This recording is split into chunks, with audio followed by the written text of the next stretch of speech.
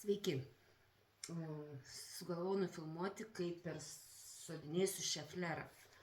Štai turėjau dviejuose vazonėliuose tokius du augaliukus. Ir jie jau man kaip ir netilpo tos vazoniukus. Ir pagalvojau, kad reikia juos pasodinti į vieną tokį vazoniuką, kad va taip atrodytų. Tai va papasakosiu, kaip aš juos sodinu ir ką jos mėgsta, ko jos nemėgsta ir taip toliau. Tai va, pirmiausia ką? Pasiėmiau pirštinę, pirmiausia. Nu tiek to. Pirmiausia, į vazono dugną pripyliau keramzito, nes šeflera nemėgsta daug drėgmės, negalima jos perlaistyti. Žinoma, nemėgsta ir išdžiovinimo labai. Taip, kad reikia stebėti, nes pradeda krist lapai jos. Kažkada turėjau aš iš tikrųjų šeflerą, labai didelė, iki pat lubų didžiausias krūmas buvo.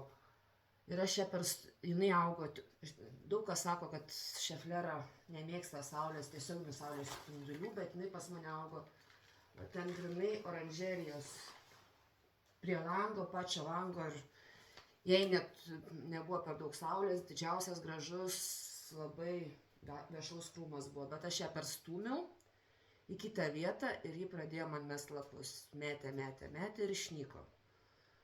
Paskui išgirdau kažkur tai, kad šeflera nemėgsta būti perstumdoma, perkeliama į kitas vietas. Tai pagalvojau, galbūt dėl to man jinai ir išnyko. Tai vat. Tai ką dabar mes darysim? Pirmiausia, žemė, čia pas mane žemės yra, tinka universali gėlių žemė. Ir jinai, kai sodinsim šeflerą, turi žemė būti puri, taip kad įpilsim perlito, jisai padės, nepasakiau, kad reikia perlitą sudrėkinti, nes jisai labai dulka ir labai kenkia plaučiam. Dabar jau atsargiai. Tai vat, perlitas ją padarys daug puresnė ir jisai nesulaiko drėgmės, var pirštinę radau, nesulaiko drėgmės, taip kad jai nebus per daug drėgna. Visa drėgmė nuveis į keramzitą. Visas vanduo, jeigu jau bus perlaistyta per daug, o kaip truks drėgmės, tada keramzitas garuos ir suteiks jai vėl drėgmės. Taip, kad išmaišykim dabar tą keramzitą truputį.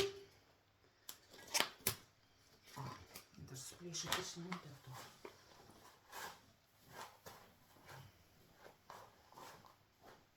Geriausia iš tikrųjų perlitą yra sudrėkinti su vandeniu, tai jisai tada taip nebedulka, arba dėtis jau maskę kažkokią.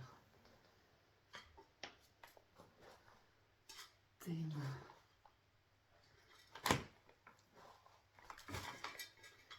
Įbėriau apačion truputį žemės, dar čia ir per mažus.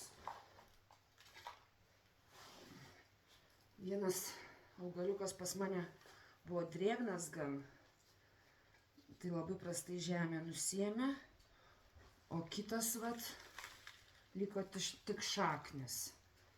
Tai pas jį žemė kaip ir neliko, atšviežinsim žemę. Tai bus labai gražus krūmas. Jį labai lengva iš tikrųjų prižiūrėti. Augo pas mane ir toliau nuo lango, tik tiek, kad gal mažiau tada jisai lėčiau auga,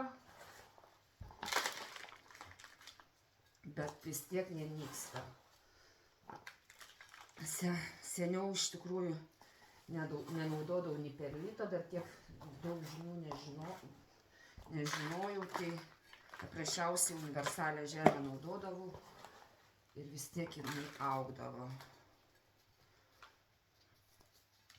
Tai va, ką dar galiu pasakyti apie šeflerą?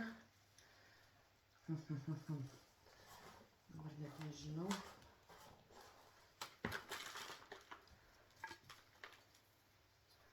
Daugiau gal kaip ir labai paprasta ją auginti. Nežinau net ką papasako daugiau.